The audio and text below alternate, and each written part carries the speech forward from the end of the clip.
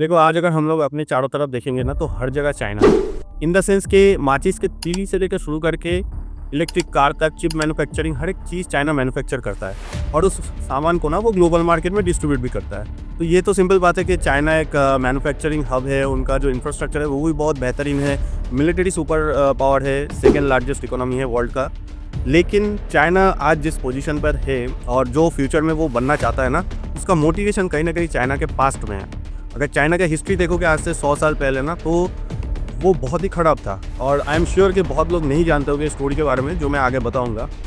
लेकिन ये जो स्टोरी मैं बताने जा रहा हूँ ना, ये सिंपल चाइना का फॉल एंड राइज नहीं है, ये चाइना का शेयर डोमिनेंस का स्टोरी है फ्रॉम ए फॉलन सिविलाइजेशन। इससे ये भी आप लोगों को शायद सीखने को मिलेगा ना कि अगर आप किसी आदमी को तोड़ दो ना, मतलब ह्यूमिलेट कर दो, एकदम नीचे गिरा दो, अगर वो चाहे तो वो कुछ भी कर सकता है, कुछ भी अचीव कर सकता है। और हमारे वर्ल्ड में ना चाइना एक ऐसा ही एग्जाम्पल है जो आपको दिखाएगा कि आपके साथ कुछ भी हो जाए, कितना भी बुरा हो जाए, वो आपके विल से बड़ा नहीं है। अगर आप चाहते हो कुछ बनना तो आप बन सकते हो। वीडियो में आगे बढ़ने से पहले एक छोटा सा रिक्वेस्ट है, ये सब जो मैं वीडियो बनाता हूँ इसमें बहुत टाइम जाता है, रिसर्च करने में, फिर शूट करने में, फिर एडिट करने में और रील शूट करने में भी। तो एक छोटा सा ही रिक्वेस्ट है कि अगर आप लोगों को मेरा वीडियो अच्छा लग रहा है तो आप लोग एक सब्सक्राइब कर देना और जो बेल आइकन है उसको दबा देना। इससे मुझे मोटिवेशन मिलेगा और मुझे हेल्प होगा और भी ग्रो करने में। देखो, हम लोग जैसे जानते हैं कि चाइना और इंडिया जो है ना, वो एक समय पर सोने की चिड़िया कहा जाता था, क्योंकि वर्ल्ड का जो मैक्सिमम ट्रेड है, ऑलमोस्ट 33% 40% ट्रेड जो है वो यही दो कंट्री जो है वो कंट्रोल करता था। अब जो 1800s का टाइम है ना, अर्ली 1800s, तो तब चाइना क्या ना खुद को समझता था कि वो सेंटर ऑफ वर्ल्ड है, वो कोई सिविलाइजेशन नहीं है। मतलब वो इतना एडवांस थे अपने इकोनॉमी में कि बहुत ही अमीर थे, कोई प्रॉब्लम नहीं था, फूड स्टोरेज इनफ था, फिर उन लोगों के पास आर्मी का कमी नहीं था, एक सिस्टम था, इंपीरियल सिस्टम था, जिससे चाइना बहुत ही बेहतरीन तरीके से चल रहा था। ये उसी टाइम का बात है जब यूरोपियन कंट्रीज जो थे ना, वो सब फ्रैगमेंटेड थे, ठीक है, टूटे हुए थे छोटे छोटे हिस्सों में, और तब चाइना इतना ग्रो कर रहा था। और चाइना का जो इकोनॉमी था ना, लगातार 2000 सालों से बहुत सारी चीज़ों में डोमिनेंस दिखा रहा था, जैसे पेपर ग्रोइंग में, गन पाउडर, फिर प्रिंटिंग हो गया, सिल्क प्रोडक्शन हो गया। तो इन सब में ना चाइना 2000 सालों तक डोमिनेंस करता रहा, ठीक है।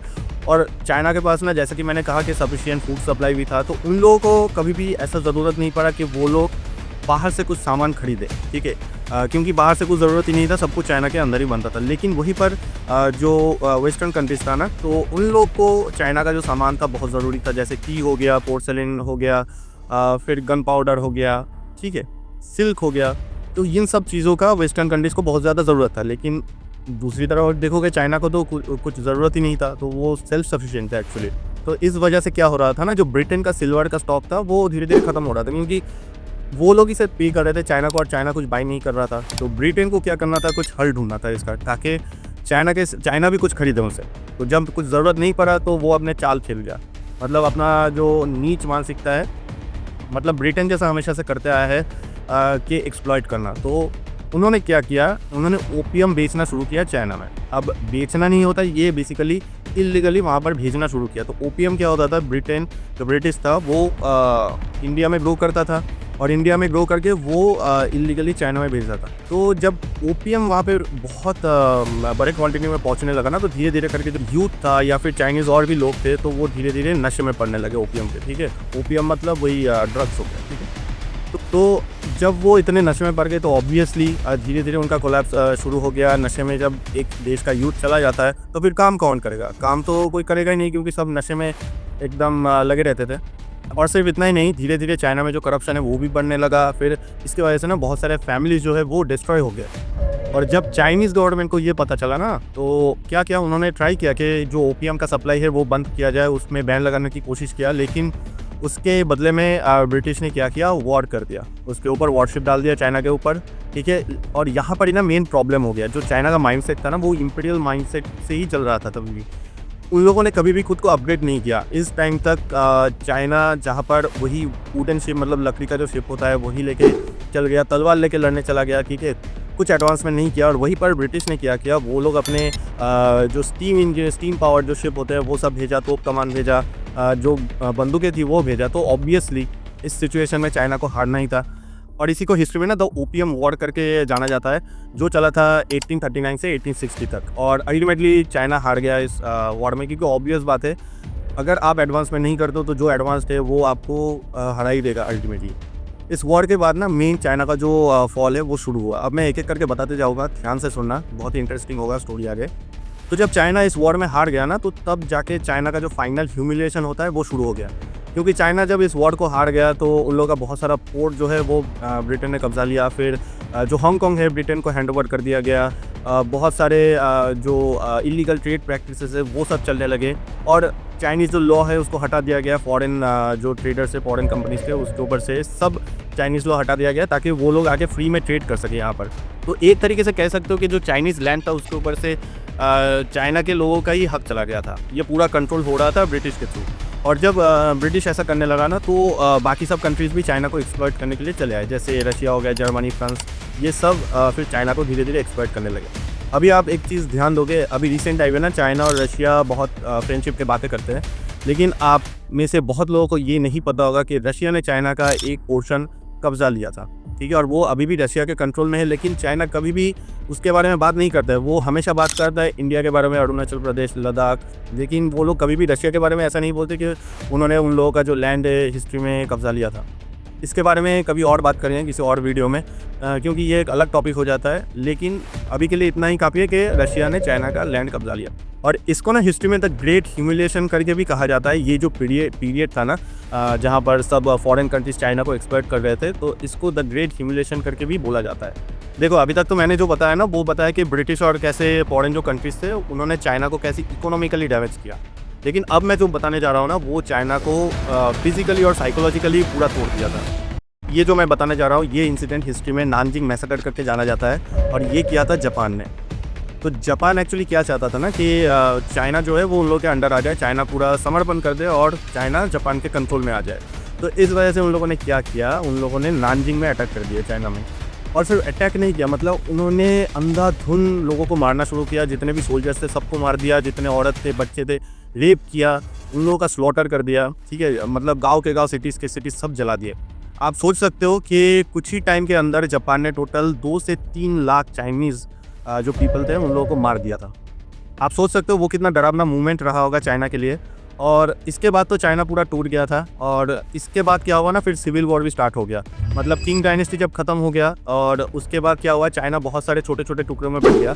और जो रीजनल जनरल्स थे ना, वो सब इन छोटे छोटे पार्ट्स को कंट्रोल करते थे। तो कोई भी सेंट्रलाइज्ड पावर नहीं था जो चाइना को जोड़ के रखेगा, ठीक है। सेंट्रलाइज कुछ पावर नहीं होने की वजह से बिज़नेस वगैरह कुछ नहीं हो रहा था। फिर सिविल वॉर भी स्टार्ट हो गया कम्युनिस्ट और जो नेशनलिस्ट पार्टी था चाइना का, उन लोगों के बीच। और उसके बाद हालत और ख़राब हो गया।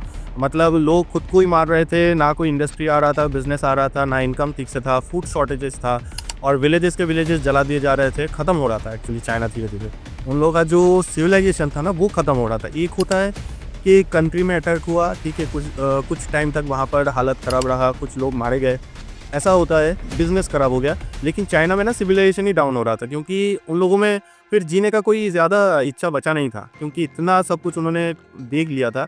उस ह्यूमिलिएशन से ही वो लोग बाहर नहीं आ पा रहे थे। तो आज भी ना चाइना, उसके साथ जो एक्सप्लॉयटेशन हुआ था थ्रू ब्रिटिश या फिर जापानीज़, वो सब चीज़ें वो स्कूलों में अपने बच्चे को पढ़ाते हैं, हर एक जनरेशन को वो पढ़ाते हैं, ताकि वो लोग कभी अपने हिस्ट्री को ना भूलें। क्योंकि चाइना बिलीव करते हैं अगर आप अपने हिस्ट्री को भूल जाओगे ना, तो वो हिस्ट्री रिपीट हो सकता है। और मुझे लगता है ये जो ह्यूमिलिएशन था, यही चाइना के लिए कहीं ना कहीं फ्यूचर में जाके एक सबसे बड़े मोटिवेशन का काम कर गया।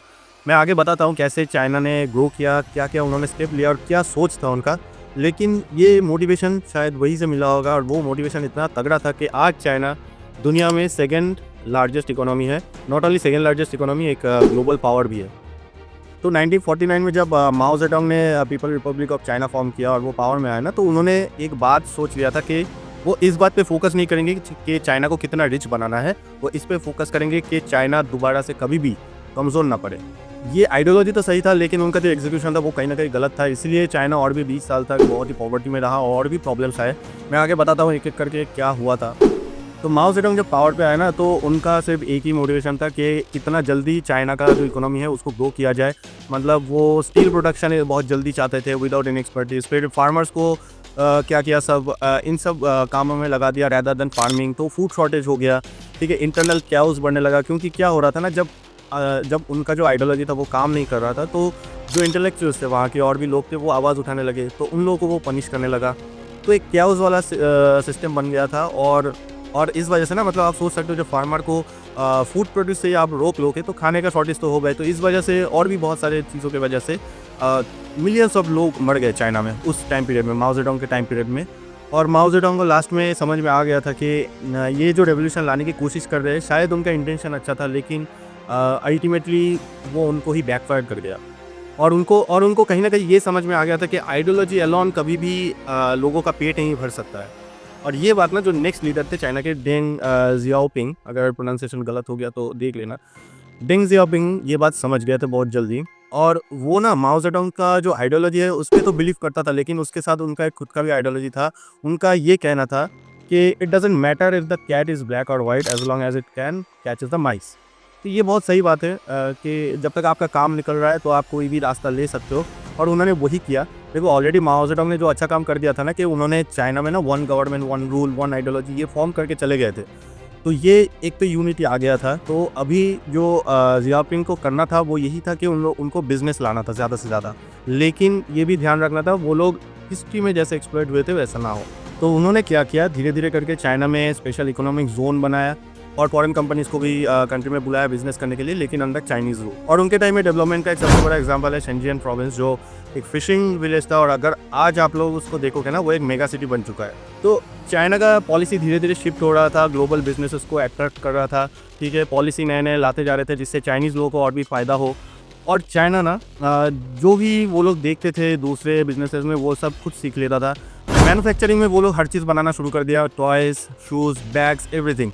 और ये जो चाइना इतना मैन्युफैक्चरिंग में घुसते जा रहा था ना, तो उससे कंटिन्यूस सीख भी रहा था, और सीखते सीखते चाइना ने खुद का भी प्रोडक्ट्स एंड कंपनीज बनाना शुरू कर दिया था धीरे धीरे।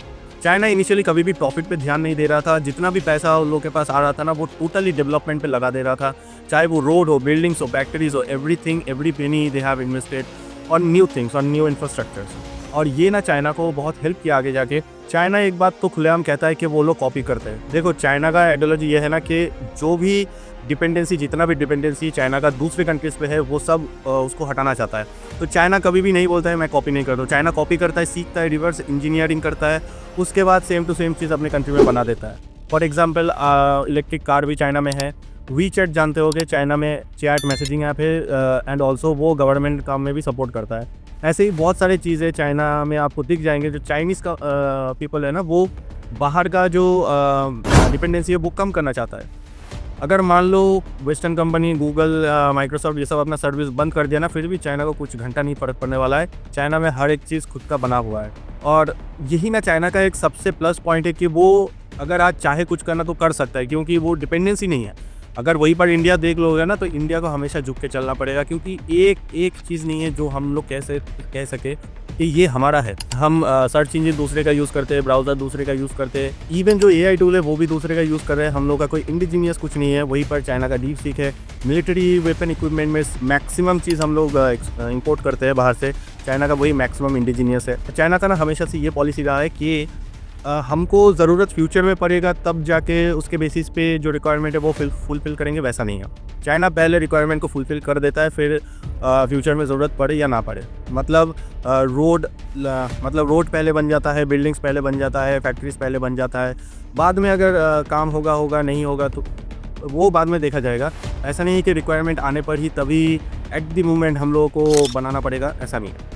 चाइना हमेशा ही अपने इंफ्रास्ट्रक्चर के ऊपर ना हेविली इन्वेस्ट करता है। मतलब कार आने से पहले हाईवे बन जाता है, डिमांड से पहले पोर्ट्स बन जाते हैं, पावर प्लांट्स पहले बन जाते हैं, फैक्ट्री बाद में आता है, बुलेट ट्रेन्स बन जाते हैं लोग आने से पहले। तो ये ना हमेशा चाइना को एक कदम नहीं 10 कदम आगे रखता है और बाकी सब कंट्रीज से, क्योंकि वो पहले से ही तैयार बैठा रहता है। और ये वो इसलिए कर पाता है ना, क्योंकि उन लोगों का जो लीडर है ना, उनका एक लॉन्ग टर्म विजन रहता है। मतलब ये नहीं कि वो लोग सिर्फ 10-20 साल का एक विजन लेके बैठ गए, वो लोग 50-100 साल का सोच के रखते हैं। आगे क्या हो सकता है, नहीं हो सकता है, वो सोच के अगर आज नहीं काम करेंगे तो आगे जाके प्रॉब्लम में पड़ सकते हैं, जैसे इंडिया के साथ हुआ था इंडो चाइना वॉर में। लेकिन वही बात है, सिर्फ सोच का डिफरेंस नहीं है, एक सिचुएशन भी होता है। मैंने पहले भी कहा था, अगर इंडिया से पर्टिकुलरली कंपेयर करना है चाइना को, तो इंडिया में ना डेमोक्रेसी चलता है। और डेमोक्रेसी का यही प्रॉब्लम है कि आप जब चाहे कुछ भी डिसीजन नहीं ले पाओगे, क्योंकि आपका कुर्सी चेंज हो जाएगा। अगर आपको काम करना है तो आपको पावर में बने रहना होगा, और उसके लिए आपको जनता को तो खुश रखना पड़ेगा कुछ हद तक। लेकिन चाइना में वैसा नहीं है, चाइना को पता है मैं ही रहूँगा, सेंट्रलाइज्ड पावर है, ठीक है, कोई डिवाइडेड नहीं है कंट्री, एक ही पावर है सेंट्रलाइज्ड, वही मैनेज करता है सब, कोई टेंशन नहीं है हर 5 साल में हमें इलेक्शन लड़ना है, ये वो कुछ वैसा नहीं है। इसीलिए ना वो लोग ज़्यादातर फोकस कर पाते हैं अपने काम पे, अपने पॉलिसीज़ पे, और उसी वजह से चाइना कहीं ना कहीं आज एक ग्लोबल पावर है। तो अगर छोटे में कहा जाए ना, आज का जो सिचुएशन है चाइना का, उसका जो इकोनॉमिक रियलिटी है वो ये है कि चाइना तो वर्ल्ड का सेकेंड लार्जेस्ट इकोनॉमी है, ठीक है, लार्जेस्ट मैन्युफैक्चरिंग हब है, टेक्नोलॉजी में भी चाइना बहुत आगे है, ठीक है, इंडिजीनियस सिस्टम बिल्ड में भी चाइना बहुत आगे है, उन लोगों का खुद का मैसेजिंग ऐप है, पेमेंट ऐप है, शॉपिंग ऐप है, गवर्नमेंट सर्विसेज जो है वो बहुत ही बेहतरीन है।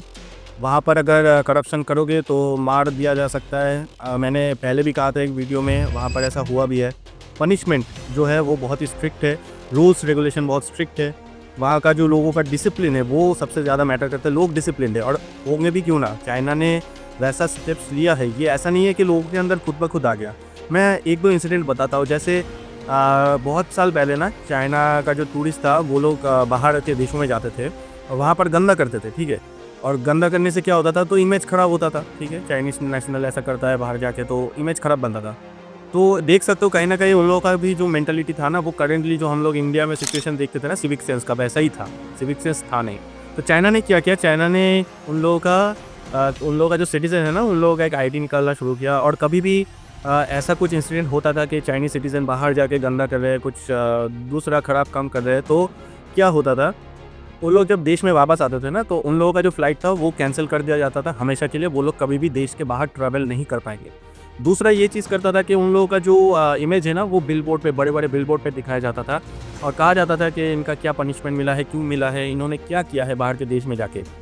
तो लोग ना धीरे धीरे रेपुटेशन के चक्कर में ये सब करना बंद कर दिया, फिर बाहर भी उन लोगों का जाना कैंसिल हो जाता। इन सब चक्कर में ना धीरे धीरे लोग बेहतर बनते गए, सिविक सेंस बेहतर बनता गया। दूसरा अगर एक इंसिडेंट बताओ कि वहाँ पर अगर आप किसी से मदद मांगोगे ना, तो वो लोग हमेशा मदद करेंगे आपको, हमेशा, कभी भी नहीं ऐसा कहेंगे कि नहीं कर पाऊँगा ऐसा कुछ। क्यों? क्योंकि उन लोगों का ना कैमरा लगा रहता है रास्ते में, तो वो मॉनिटर होता है, हर एक आदमी को मॉनिटर करता है, ये देखता है कि कोई ऐसा बंदा तो नहीं है या फिर बंदी तो नहीं है जो हेल्प नहीं कर रहा है। क्योंकि अगर वो ऐसा करेगा ना, तो उसका जैसे हम लोग का सिविल स्कोर होता है वैसे ही उन लोगों का स्कोर रहता है, तो वो अगर डाउन हो गया, उन लोगों को लोन वगैरह कुछ नहीं मिलेगा, इवन नौकरी वगैरह मिलने में भी मुश्किल होगा। तो ये सब जो स्टेप्स लिया गया था ना, कहीं ना कहीं ये चाइना का जो सिविक सेंस है उसमें बहुत इंप्रूवमेंट किया है, ठीक है। आज चाइना देखोगे, आपको नहीं लगेगा कि कभी चाइना ऐसा हुआ करता था, अनसिविलाइज्ड हुआ करता था। अगर आप डिफेंस का बात करोगे, उसमें भी hypersonic missile, anti satellite weapons, फिर साइबर वॉरफेयर के लिए टेक्नोलॉजीज, बहुत कुछ, मैसिव नेवल एक्सपेंशन भी चाइना ने ऑलरेडी करके रखा है। करेंटली अगर चाइना का डिफेंस देखोगे ना, तो कोई ऐसा कंट्री नहीं है दुनिया में जो चाइना को ईजिली थ्रेट कर पाए। और ये कोई एक दिन में चाइना ने अचीव नहीं किया है, ये सालों की मेहनत है, कंट्री के लिए उन लोगों ने काम किया है, और वो आज दिखता है, वो रिफ्लेक्ट करता है। देखो लास्ट में बात ये आ जाता है ना कि इंडिया और चाइना का कंपैरिजन क्या हो सकता है कि नहीं हो सकता है, और इंडिया क्या कभी भी वैसा पोजीशन अचीव कर सकता है कि नहीं ग्लोबल स्टेज पे। देखो सिंपल बात है, मैं कुछ बातें बताता हूँ। पहले तो डिफेंस के रिलेटेड देख लो, डिफेंस में तो चाइना बहुत एडवांस्ड है, मैंने ऑलरेडी बता दिया है, लेकिन इंडिया भी कोई कम नहीं है। इंडिया का भी जो डिफेंस पावर है वो बहुत ही पावरफुल है, मैन पावर है, फिर इक्विपमेंट भी है। लेकिन जो मेन डिफरेंस है ना, चाइना का मैक्सिमम जो डिफेंस सिस्टम है वो चाइना खुद बनाता है, इंडिजीनियस है, और इंडिया का मैक्सिमम डिफेंस सिस्टम जो है वो बाहर से आता है, इम्पोर्ट होके। ये एक बड़ा ड्रॉबैक है, क्योंकि कल को अगर कोई वॉर हो गया ना, और जिन लोगों से भी इंडिया इंपोर्ट करवाता है, उन लोगों ने अगर सप्लाई नहीं दिया तो इंडिया के पास सप्लाई नहीं होगा, ठीक है। तो इंडिया पूरा रिलाई करता है दूसरे कंट्रीज़ के ऊपर वेपन के मामले में। तो डिफेंस का तो ये हो गया। अगर प्रोडक्ट टेक्नोलॉजी के बारे में बात करोगे, तो प्रोडक्ट्स में देखो, फ़ोन है, चाइना के पास खुद का ईवी है, बैटरीज है, ठीक है, चिप्स भी खुद मैन्युफैक्चर करता है, इंडस्ट्रियल जो सब मशीन है वो भी चाइना खुद मैन्युफैक्चर करता है। और वही पर इंडिया अगेन मैक्सिमम चीज़ जो है वो इंपोर्ट करता है। इंडिया जो एक्सपोर्ट करता है सबसे बड़ा चीज़ वो है सर्विसेज, जो सस्टेनेबल पता नहीं अभी तो है, लेकिन फ्यूचर में कितना सस्टेनेबल होगा, क्योंकि वही ना, डिपेंडेंसी आपका दूसरे कंट्रीज़ पे है। अगर जो सब आईटी सर्विसेज है या जो भी सर्विसेज है, बड़ा सर्विसेज कंपनी, वो जिन लोगों को सर्विस देता है, वो लोग अगर बोल दे कि नहीं चाहिए सर्विस, तो कंपनी बंद हो जाएगा। आज यूएस का जो हाल है वो नेटो कंट्रीज़ के ऊपर भी टैक्स बिठा रहा है। क्यों? क्योंकि उनका जो ईगो है वो सेटिस्फाई नहीं हो रहा है। तो कल को इंडिया के साथ कुछ भी हो सकता है। तो ये डिपेंडेंसीज है इंडिया के ऊपर, जहाँ पर चाइना के ऊपर ये डिपेंडेंसीज नहीं है। चाइना ऊपर से ग्लोबल मैन्युफैक्चरिंग पावर हाउस है, मतलब हब नहीं पावर हाउस है, क्योंकि चाइना का मैन्युफैक्चरिंग अगर बंद हो जाए ना, एक हफ्ते के अंदर दुनिया का इकोनॉमी कहाँ से कहाँ चला जाएगा वो किसी को नहीं पता। क्योंकि मैक्सिमम 80% चीज़ दुनिया में जो मैन्युफैक्चर होता है ना, वो चाइना खुद करता है और वो डिस्ट्रीब्यूट भी करता है। अगर ह्यूमन्स के बारे में बात करोगे तो वो तो क्या ही कहने। ऐसा नहीं है कि चाइना में आज से ही था, जैसा कि मैंने कहा पहले, वो भी सिविक सेंस के मामले में बहुत लो थे, डिसिप्लिन नहीं थे। लेकिन आज देखो, आज उन लोगों के पास डिसिप्लिन है, ओबीडियंस, नेशनलिस्ट पीपल है वहाँ पर और हार्ड वर्किंग पीपल है, काम से कभी वो लोग नहीं भागते। और वही दूसरा तरफ इंडिया में देखोगे तो फ्रीडम के बाद तो अभी भी जो इंसान का जो मेंटालिटी है ना, वो कहीं ना कहीं अभी भी पिछड़ा हुआ है, डिसिप्लिन नहीं है। हम लोग ज़्यादातर समय ना डिबेट में लगा देते हैं rather than planning and execution. तो ये ड्रॉबैक तो है। देखो, फाइनली क्वेश्चन ये आता है कि इंडिया कभी भी चाइना जैसा बन पाएगा कि नहीं। तो मुझे लगता है इंडिया को चाइना जैसा नहीं बनना है। चाइना ने खुद से सीखा है, खुद के ज़रूरत के हिसाब से खुद को डाला है, ठीक है, वैसे पॉलिसीज़ लाए थे। और चाइना जो भी है वो उन लोगों के सिचुएशन के हिसाब से जो भी उन लोगों ने डिसीजन लिया था, उस बेसिस पे चाइना आज जो है वो बन पाया। इंडिया का खुद के पास भी पावर है, ठीक है, इंडिया का एक मैन पावर है, ठीक है, सबसे बड़ा यूथ पॉपुलेशन है, इंडिया के पास रिसोर्सेज भी है, ठीक है। लेकिन जो ज़रूरत है ना इंडिया में, वो है एक पॉलिसी शिफ्ट की। इंडिया में पहले तो एक स्टेबल गवर्नमेंट चाहिए, जो अभी के लिए तो है, लेकिन गवर्नमेंट अगर स्टेबल नहीं रहता है तो बिजनेसेस उतना नहीं आता है, क्योंकि उन लोगों को भी स्टेबिलिटी नहीं मिलता है। कल को अगर कोई और गवर्नमेंट आ गया, फिर वो जाके पॉलिसी चेंज कर सकता है, फिर बिजनेसेस को लॉस हो सकता है। तो स्टेबिलिटी तो पहला बात चाहिए। दूसरा है जो हम लोगों का जो यूथ है ना, उन लोगों को स्किल करना, बहुत स्किल लेबर बनाना होगा, ताकि मैन्युफैक्चरिंग में और भी मैन पावर मिल सके। डिपेंडेंसी कम करना होगा दूसरे देशों के ऊपर और इंडिजीनियस प्रोडक्ट के ऊपर ज़्यादा भरोसा दिखाना होगा। इंडिजीनियस प्रोडक्ट को बनाने के लिए ज़्यादा से ज़्यादा पुश करना पड़ेगा, उसमें भी गवर्नमेंट का हेल्प लगेगा। टैलेंट को रिटेन करना बहुत ज़रूरी है इंडिया में। पहले भी मैंने कहा था, टैलेंट ड्रेन बहुत हो रहा है इंडिया से। अगर वो सब टैलेंट वापस आ गए या फिर रिटर्न भी हो गया ना, जो सब अभी है, तो इंडिया बहुत आगे बढ़ सकता है। इंडिया को किसी और को फॉलो करने की ज़रूरत नहीं है। इंडिया का खुद का एक मोटिव है, खुद का एक विजन है, उस हिसाब से इंडिया आगे बढ़ेगा। और शायद उतना जल्दी नहीं होगा, धीरे धीरे होगा, लेकिन होगा ज़रूर। इंफ्रास्ट्रक्चर बहुत तेज़ी से बिल्डअप करना पड़ेगा, ताकि हर एक चीज़ में आसानी हो, ताकि वो रोड हो, बिल्डिंग्स हो, फैक्ट्रीज हो, पावर प्लांट्स हो, कुछ भी हो। हम लोग को ये जितने तेज़ी से हो सके बिल्डअप करना पड़ेगा, ताकि और भी बिजनेसेस और भी इन्वेस्टमेंट्स यहाँ पर हम लोग अट्रैक्ट कर सके। इंडिया भी एक ऐसा ही कंट्री है जिसके साथ पास्ट में बहुत बुरा हुआ है, बहुत ह्यूमिलिएशन हुआ है। तो उसी को मोटिवेशन बना के हम लोगों को भी आगे बढ़ते जाना होगा। और हम लोगों का भी जो काम है ना, जो नॉर्मल पीपल है, उन लोगों को भी ध्यान देना होगा कि हम लोग खुद ही है जो अपने देश को या तो ग्लोबल स्टेज में अच्छा दिखा सकते हैं या फिर बुरा दिखा सकते हैं। और अभी जो सिचुएशन है, मैक्सिमम टाइम मैं तो बुरा ही देखता हूँ। तो हम लोग खुद को ध्यान देना पड़ेगा कि हम लोग का जो सिविक सेंस है उसको सुधार सके। और हम लोग को ये ध्यान रखना पड़ेगा कि हम लोग मैक्सिमम चीज़ें कोशिश करें जो इंडिजीनियस है, जो मेड इन इंडिया है, वो एक्सेप्ट करें। देखो, शायद ये पॉसिबल नहीं है हर एक चीज़ मेड इन इंडिया लेना, क्योंकि प्राइस का भी डिफरेंस रहता है। लेकिन एटलीस्ट अगर लाइफ में एक चीज़ भी आप लोग यूज़ करोगे जो मेड इन इंडिया है, तो भी हमारे इंडियन बिजनेसेस को, एमएसएमईज को हेल्प होगा और इससे इंडिया को भी ग्रो करने में बहुत ही आसानी होगा। और होप सो नियर फ्यूचर में हम लोग भी कहीं ना कहीं एक डेवलप्ड पावर हाउस बन जाए।